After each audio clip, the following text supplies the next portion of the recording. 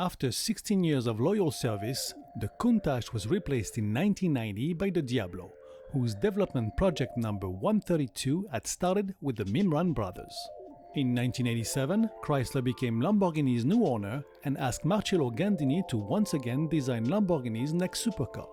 Chrysler wasn't too keen on Gandini's original angular design for the Diablo, so they decided to redesign in-house Gandini's dramatic lines into a much softer and sensual supercar. This apparently made Gandini so mad that he later offered his initial drawing to Cizeta, who brought us the Moroder V16T in 1991. Based on a tubular space-frame chassis with independent wishbone suspensions all around, the Diablo's line were macho-oriented like the Countach, but smoother and curvier without the huge childish flare wheel arches found on the previous model. It had a compact nose pointing straight to the ground with pop-up headlights and two little air scoops on each side of the hood by the windshield. The side mirrors were particularly unique with their horizontal position and dual stem, where the side windows plunged down and gave a great dimension, as well as creating a more compact front end. The front spoiler was deep and adorned two square driving lamps on each side with a tiny air intakes next to them. Just above it, the turning signals and parking lamps were encased in the body color-coded bumper. A long feline lower air channel on the door seals ended in a horizontal three-slatted rear air intake by the wheel arches, and just above it, and unlike the Countach, the rear quarter window could be seen out of. Continuing on the rear quarter window, a thin air intake was almost concealed, while a more prominent one was fitted on top of the rear fenders and just looked like it could give wings to the Diablo. As in the Countach, the rear engine lid was recessed from the long slanted buttresses and was fitted with 8 cooling louvers. At the back, the taillights had 2 round light patterns like the Alpa and were set in a red reflective background.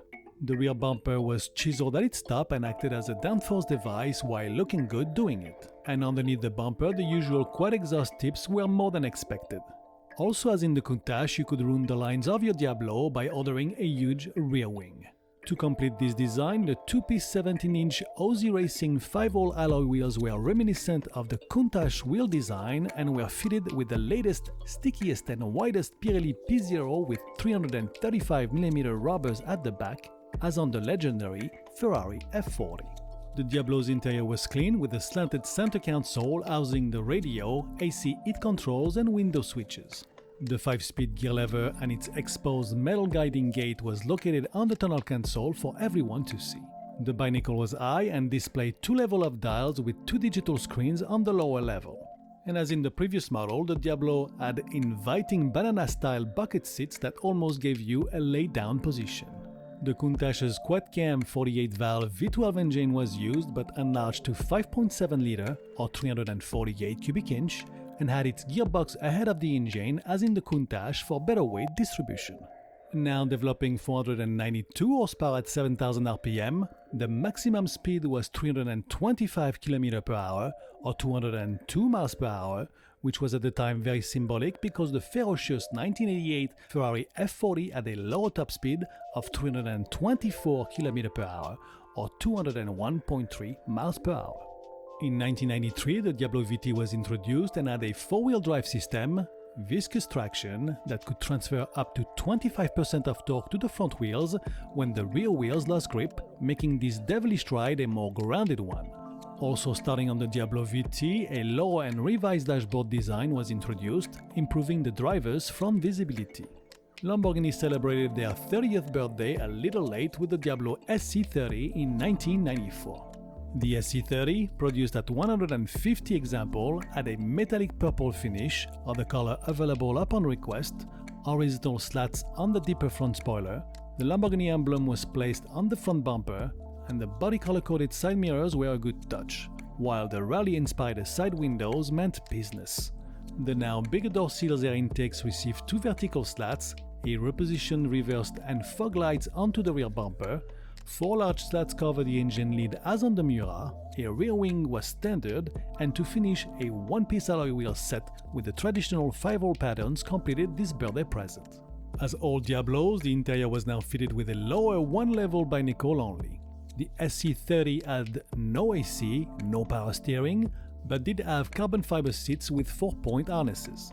The engine had a remap fuel injection, free flow exhaust and a magnesium intake manifold to produce 525 horsepower at 7,000 rpm. It also shed 276 pounds or 125 kilograms over the original Diablo and an even more staggering 386 pounds or 175 kilograms difference over the Diablo VT. And unlike the VT, the Diablo SC30 didn't have a more secure wheel drive system but a good old rear wheel drive transmission giving you more steering feel and tail happiness. If you were not satisfied with the Lamborghini SC30, produced at only 150 examples, the 1995 Lamborghini Diablo SC30 Otta could be yours if you were one of the lucky 15 customers to get your hands on one. Differentiating the SC30 from the SC30 Otta were two air scoops on the roof panel giving the necessary extra airflow to the engine, newfound power of 595 horsepower at 7,300 RPM. But by the same token, the roof scoops completely blocked the rear view. Performance went up with a very fast 4 seconds and 3.9 seconds to get to 62 miles per hour respectively for the SC30 and SC30 Otta, while the top speed was 206 miles per hour or 332 km per hour and an insane 211 miles per hour or 340 km per hour for the Otta. 1995 also saw the introduction of the Diablo SV for super veloce. The Diablo SV was a stripped-down lighter two-wheel drive only Diablo, which could be sometimes seen with a huge and tacky SV logo on the side. The front spoiler was new and only housed a single driving lamp on each side, but the biggest transformation came from the use of the 1989 Nissan 300ZX headlamps, while the dual roof panel air scoop from the SC30 Otta were also added on the SV. Outside, the two-piece 18-inch 5-spoke wheels with their black centerpiece were new, and the V12 produced now 510 horsepower at 7,100 RPM on the Diablo SV, while just for the USA, a limited edition called the Monterey SV was built at only 20 units that same year. Still in 1995, if you wanted to represent Lamborghini on the track, your wish finally came true with the introduction of the Diablo SVR, built at 32 units and developing 540 horsepower. The SVR was stripped down of pretty much everything, the Nakaert scoops replaced the headlights, and a deeper front spoiler could be seen, with 5-spoke Aussie racing wheels, a larger rear wing, and rally-inspired sliding side windows were all the business. The SVR would be the genesis for the GT1, GT2 and GTR racer from 1996, 1998 and 1999. If the Diablo wasn't exotic enough, you could buy in 1996 the Roadster version, which was more or less a Diablo Targa. Audi became Lamborghini's new owner in 1998. This change was of a great importance, not just because Audi has the means and vision as a car manufacturer, but it also has great engineering and know-how. In 1999, Audi introduced the second generation of Diablo supercars. With this, the 1989 Nissan 300Z headlights were now standard on all Diablos. The chassis was reinforced with carbon fiber, a material also shared with some body panels, even if the roof remained in steel. Finally, ABS was fitted on bigger discs with 18-inch wheels, which was more than past due. Inside, the dashboard was redesigned into a notch shape, a carbon fiber background housing 7 dials, including the clock, and their deep polished metal bezel was up to date in a big and artistic way. To finish it all, a more minimalistic 3-branch steering wheel made the interior came together as a whole. As for convenience, the good news came from an improved AC unit, which was also due and made the Diablo's ride with the new dashboard a big improvement in practicality and front visibility. Also in 1999, the all-wheel drive Diablo VT second generation was offered as a coupe and as a roadster. As the Diablo SV, it had the 5.7-liter or 348 cubic inch quad-cam V12 producing a strong 530 horsepower or 523 PS at 7,100 RPM. The last news for 1999 came with the launch of the Diablo GT, which was a ready-to-race but street-legal rear-wheel drive Diablo available in Europe and only produced at 80 units. The Diablo GT was fitted with a 6-liter or 366 cubic inch V12 developing 575 horsepower, which could spring to 62 miles per hour from a standstill in 4.5 seconds. That same year, for the United States only, 2 limited editions produced at 12 Diablo each came under the form of the Diablo Alpine, who had a great Alpine navigation and stereo equipment, and the VT Roadster Momo, fitted with a special upholstery, 4-point seatbelt harnesses, and tacky Momo chromed wheels. Still in 1999, the Diablo GTR was again an attempt to gain track recognition with only 40 built, with the 6-liter or 366 cubic inch V12 producing 590 horsepower on this furious Diablo that could top 216 miles per hour or 348 km per hour. The GTR came with a full road cage, a massive rear wing and 5-spoke Aussie racing wheels, making it look like a McLaren F1 LM, especially in orange.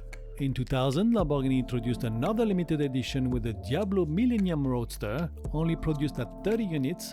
This time the Diablo Millennium was available worldwide in yellow metallic or titanium color with two-tone leather interior, while the differential came from the SV.